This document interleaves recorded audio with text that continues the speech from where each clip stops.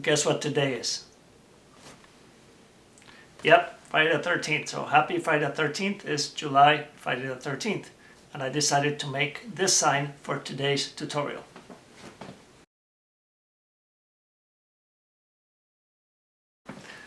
This isn't necessarily a tutorial because some of the materials are hard to come by, like the sign was carved for me by somebody else.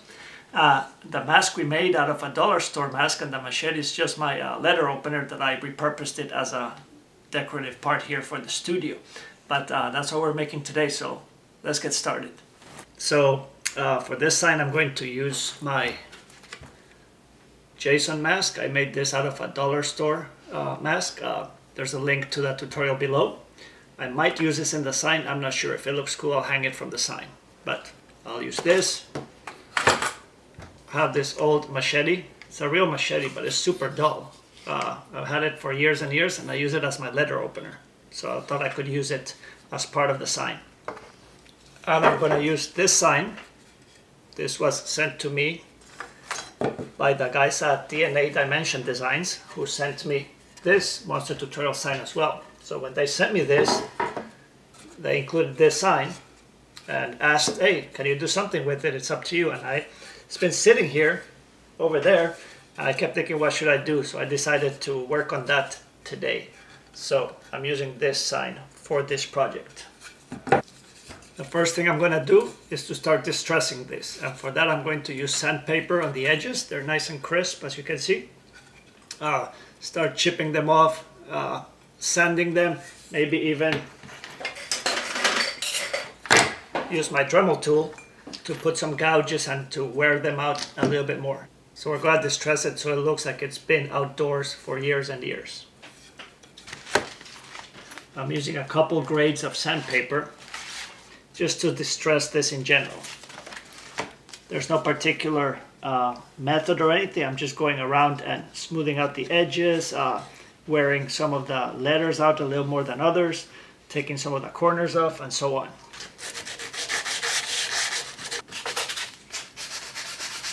I want this to have a weathered look, so some of the sandpaper is really aggressive to get some gouges in there.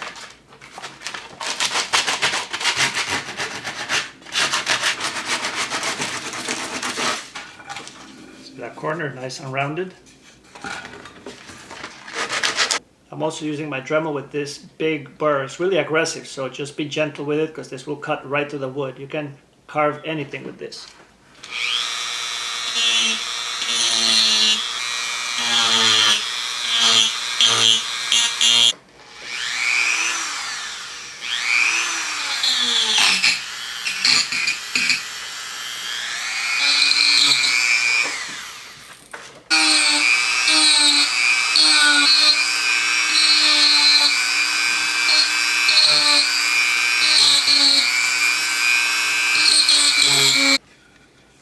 Right, see that? Put some scratches, some big gouges, some little ones. I've sanded it and it's kind of rounded.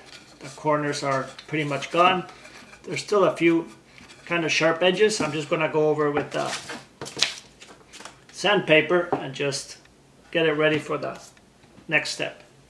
Now I want this wood to look like it's been sitting out there for a long time, so it's gotten that like a gray, dark, moldy look. And this is just for the base. This is before the paint. And that is so that if you see the wood from any angle that doesn't have paint, it looks old and dirty. For that, I'm taking a little bit of black latex paint and dilute it with some water just to make a stain. Very watery stain.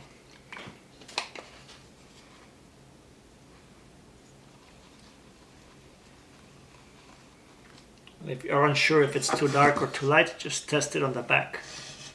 Okay, so we take the stain and then you can wipe it off and it leaves a dirty look. So leave it as long as you want or as little as you want, just to give this a little bit of an aged, rotten look.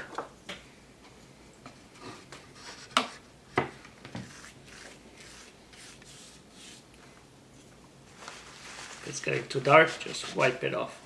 So look at that word camp. It looks like it's dirty, like it's been rained on for years and it's just getting all dirty and grungy. So let's do this all over the sign.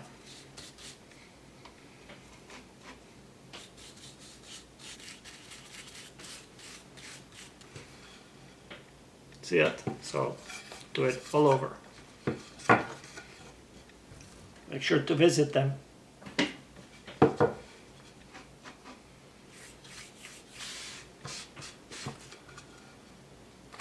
Looks like old wood, huh? Alright, that's nice and grungy. We're still gonna paint it, but let this sit and dry. And save this, because after we paint it, if it looks a little too new with the paint, we can make it dirty again with this stain right here. Let's get started with the machete. So for this guy, I'm going to take some black, brown, yellowish color, and I'm gonna mix it up and make some sort of like a rusty color and just dab it all over the blade. Not cover it, but just randomly around it using a sponge brush.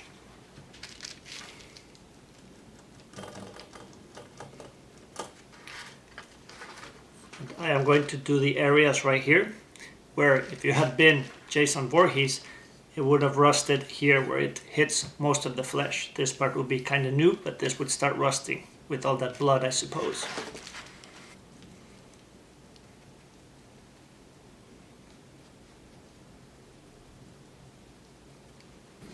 That's looking nice and rusty there. Right, let's do that on both sides of the blade.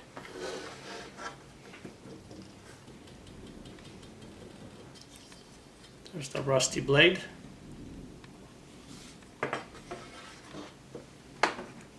Now I'm taking some regular household cinnamon that I borrowed from the kitchen.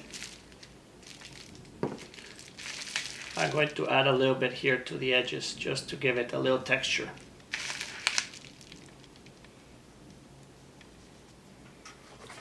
Right, shake it real good, and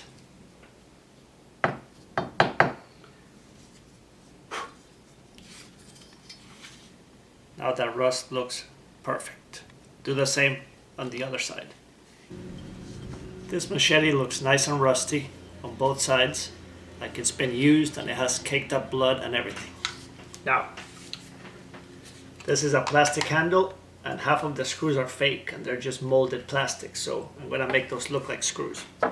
This is Rub and Buff Spanish copper. I'm just putting a little drop right there, and with a tiny brush, I'm just going to brush the buttons, especially this crappy plastic ones that are black.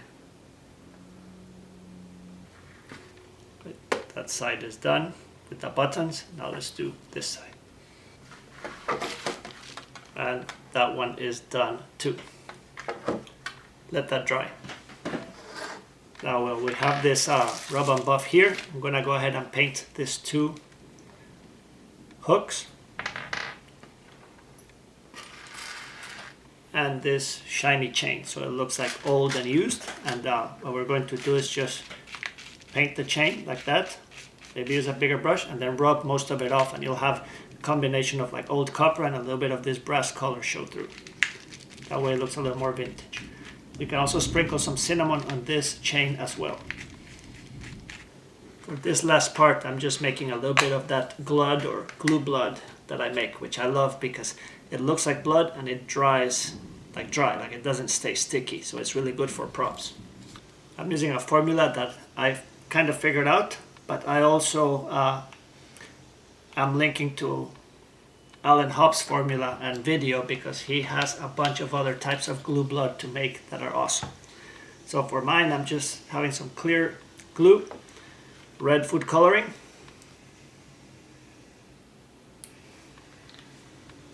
if you do just red color, it's going to look kind of like a strawberry jelly. See it?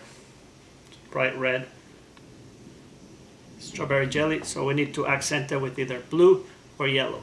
If you want more of a rusted blood, use yellow, which makes it more orange, but you still have to add maybe a half a drop of green to make it a little bit brown, or add blue for a more purple blood.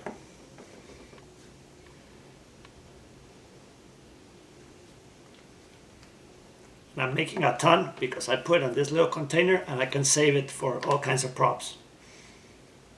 You can just test it on a scrap of paper to see how it looks. See, that was with blue and it just got a hint of purple, but it doesn't look purple. It actually looks like a nice oxidized blood. So I'm going to leave it there. I think I like it that way. And we're going to accent the machete with that. And for this step, I'm taking a little bit of this blood and just dabbing a little bit here and there, mostly by the blade, where you would likely have the cuts. I'm not being generous, just adding a little bit,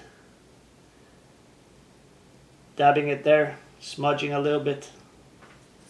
I like it running along the edge, which is like the cutting edge, of course. And you can use your fingers to mess it up like that.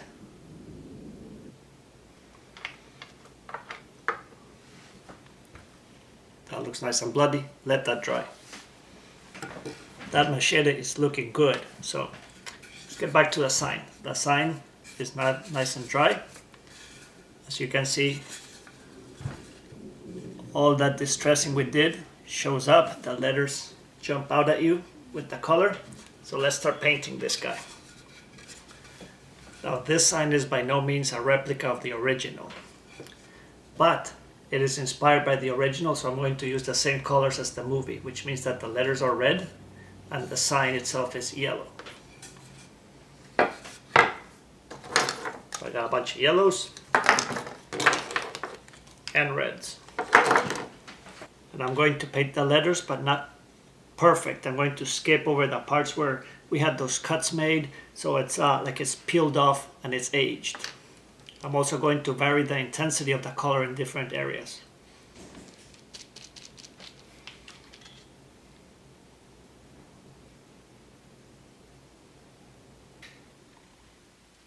If you water down the paint a little bit, it goes faster and it looks faded as well.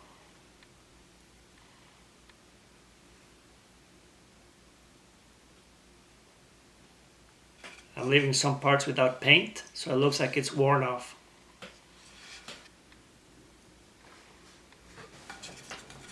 So there's the red paint.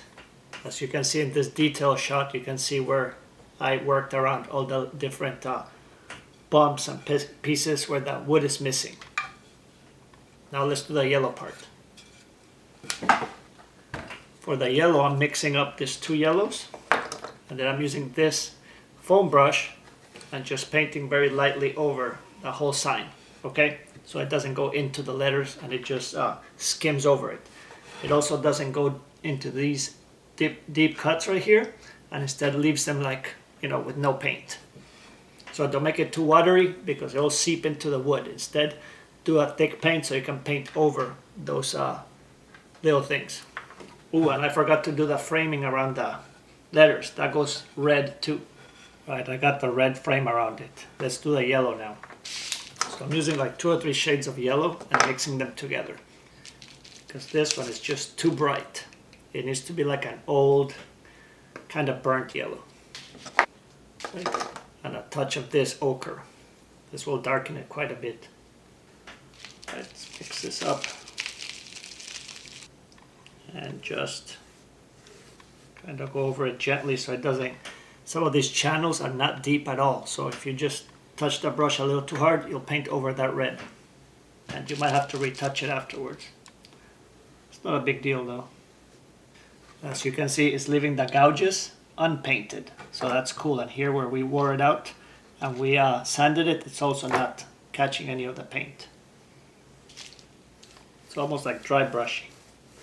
Another thing you can do is take some of your paint, put in a area like this, and then just spread it, and it leaves an even, smooth, full of yellow part.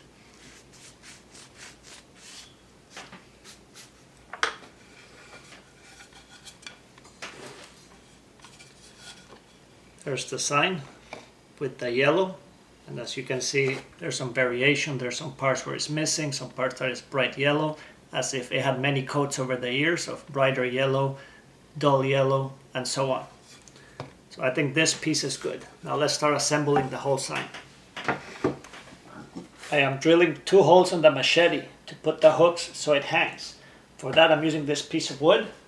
That is a guide that I drilled holes in the piece of wood. And what that does is when I drill through it, it keeps the bit steady and it doesn't dance all over the blade as I cut. I'm also lubricating the 2 holes where I am drilling, and when you're drilling metal, do it slowly, not fast, because the heat is the enemy.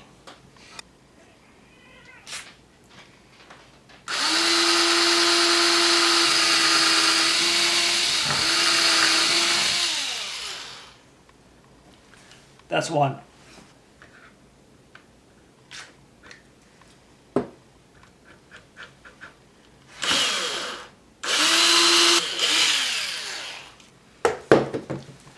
That should be it. There we go. There are 2 holes, one there and one right there to hang from the sign. Now I'm going to drill 2 pilot holes that match those holes under here.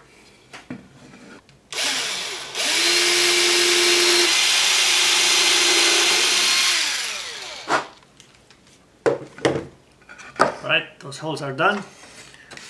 Let's take our little hooks, these guys that we aged, and put them in here. Alright, those are done. Now I'm going to do matching holes on the top. And that is to put the chain on there. In hindsight, I should have drilled the holes before putting the hooks in, because now I cannot stand it up. I'm taking these out now.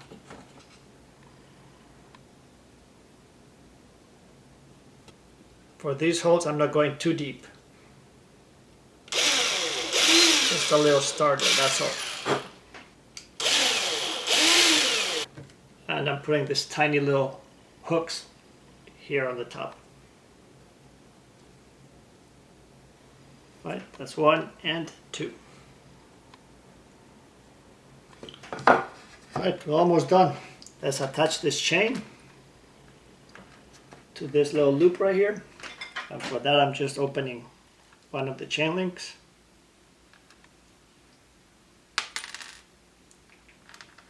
Hook it there and close it.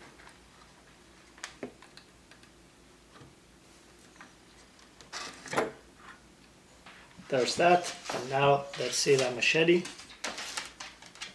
And hope and pray that we drilled the holes where they were supposed to go. And it's a perfect fit.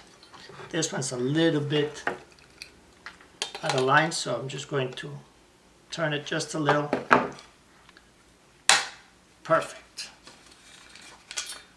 The machete is now hanging perfectly parallel, and this can probably go on the wall. And I might even slide the mask between the blade and the sign. Let's go hang it and see how it looks.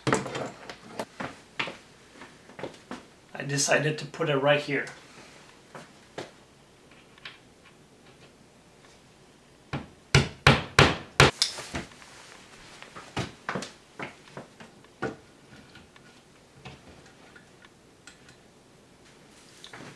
Now that looks awesome. I love it.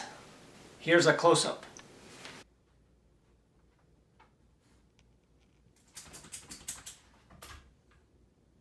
Alright, so there's the sign. I think it turned out pretty cool. If you like this tutorial, give it a thumbs up, and I'll see you next time. Happy Friday the 13th.